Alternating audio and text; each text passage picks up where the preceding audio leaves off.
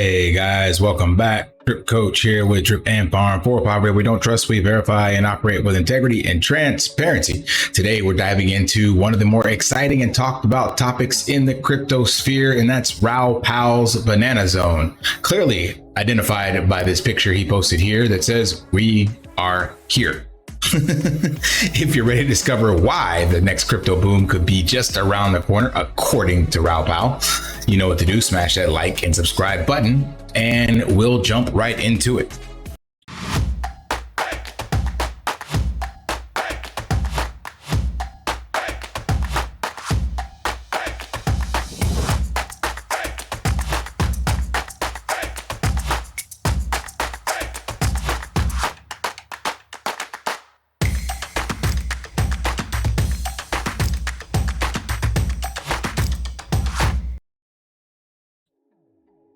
So this is apparently what we are right around the corner in, or already in, according to Raoul, the founder of Real Vision. You guys have seen me play clips from him before on the channel. I've listened to some of his more longer discussions as well, but most of the time I get like the short clips and the synopsis from Savvy Finance. I like that, what they do. They basically just rehash his stuff. But basically what he's saying is that the banana zone is the term he's coined for explosive growth in the crypto market. And according to him, we're entering a phase where central banks around the world are likely to start injecting massive liquidity into the markets, which thereby boost the amount of asset prices, typically in high growth sectors like tech and crypto. Let's listen to a clip, this intro he has here. A couple of technical charts. Bitcoin, hardly a technical chart. Breaks 70,000, things going to the moon. Next up, 100,000. So that's my deep technical knowledge. Breaks 70, going to the moon. Also known as the banana zone. Here's another way of looking at it. I also saw that there are, I think it's at 73K, there's about 14 or 11 billion, if I'm not mistaken, 11 billion worth of shorts that could get liquidated at 73K. So all this sideways trading action is kind of just creating the catalyst for something to pop off. Now, of course, there are longs that can get liquidated. I think it's around 59, 56 or 54.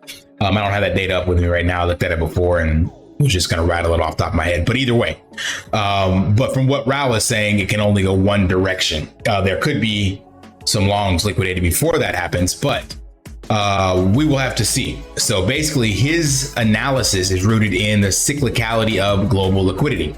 So he says when central banks start increasing their balance sheet, it creates more money in the system, which often finds its way into assets like cryptocurrencies. And his theory says that starts around July. It's hard to see in this image here, but this is the Bitcoin halving. He calls this or somebody else calls this the boring zone. Actually, I think these are his charts, but his thesis is a little different. And then he says the banana zone starts a little later. He says around July, but the actual hype cycle is October to November, right around the election time frame. So point being, don't get spooked out of your position right now just because it's boring. And if it goes to the dark side shortly or for a brief stint, because that can still indeed happen. So, you know, just stay buckled in and pay attention to what's going on in the space and realize that bigger players are at work, larger forces, so to speak. So I thought that this was interesting as well, that this is lining up in the exact same time frame. Now, we've seen this multiple times with BRICS and other people looking to join the BRICS Alliance, so to speak. But this one was specifically about Venezuela, and there was 7 other countries in here: Thailand, Malaysia, Zimbabwe, Colombia, Vietnam, Pakistan, and Venezuela. And what's interesting for me is Thailand and Vietnam, because those are the two sandwiched on the outside of Cambodia. And Cambodia, you guys may or may not know this, uses the US dollar. So it has its own Khmer real, but larger purchases and the backing, I don't want to say backing, but your bank basically pays you in US dollars or Khmer real. And if you're going to make purchases above about 50 bucks, then you're using $100 notes. Since I've been out here, they got rid of the smaller USD notes. There used to be the $1, the 5, 10, 20. but now you'll only find 50s and 100s, and primarily the bank ATMs only give hundreds. So this is interesting for me. I don't know how that plays out or what that means. I am not the Raoul macro economist guru, but seeing other people interested in this, I think it's bullish for the crypto space in general. Yes, it could have a slight impact to the US dollar, even with like this, Japan dumping bonds as well.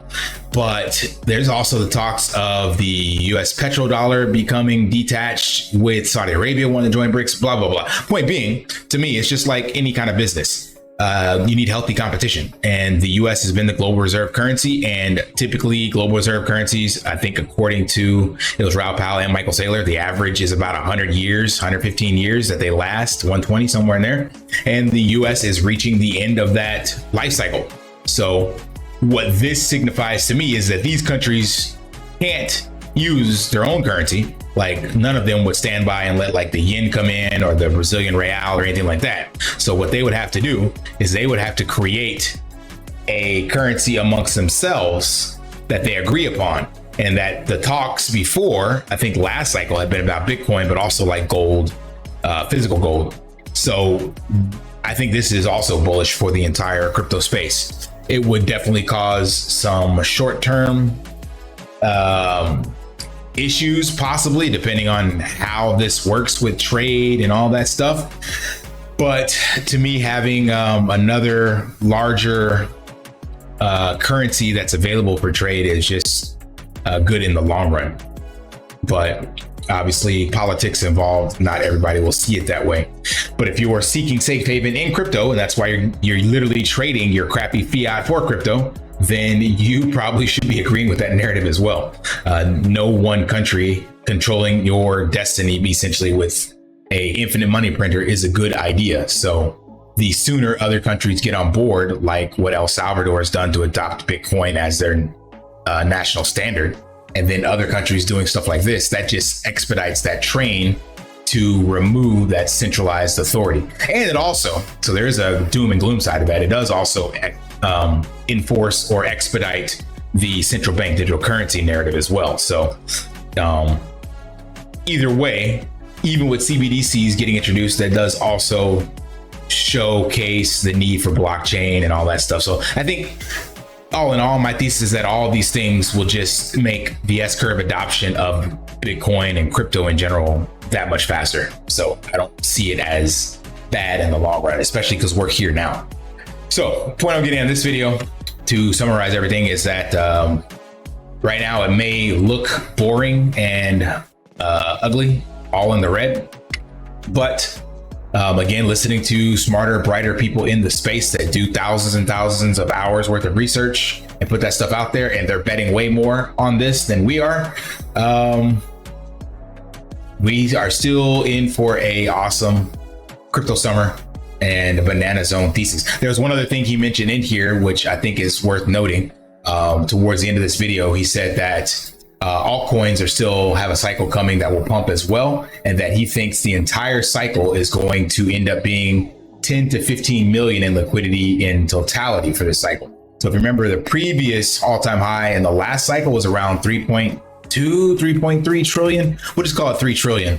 So we're looking at a 3 to 5x from the last cycle, and or a 5 to 7x from where we're at now in regards to total liquidity in the crypto market. So there's still a lot of room for growth, and all of your top alts are great ones to, what would you call that? Stack.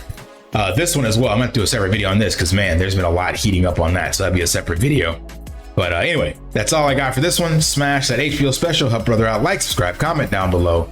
Until next time, lift daily and achieve your impossible. See ya. Want to pay your in real life bills with crypto? How about send crypto directly to anyone with a bank account? SPRITZ Finance is a decentralized solution to be your own bank and connect your crypto earnings to real world bills and payments. They do not take custody of your assets and allow support on multiple blockchains and Web3 wallets. Sign up below using my referral link and you will get $50 back when you make your first $50 bill payment with crypto. Additionally, I will be using referral bonuses to airdrop, donate, or burn based on community feedback. Sign up now.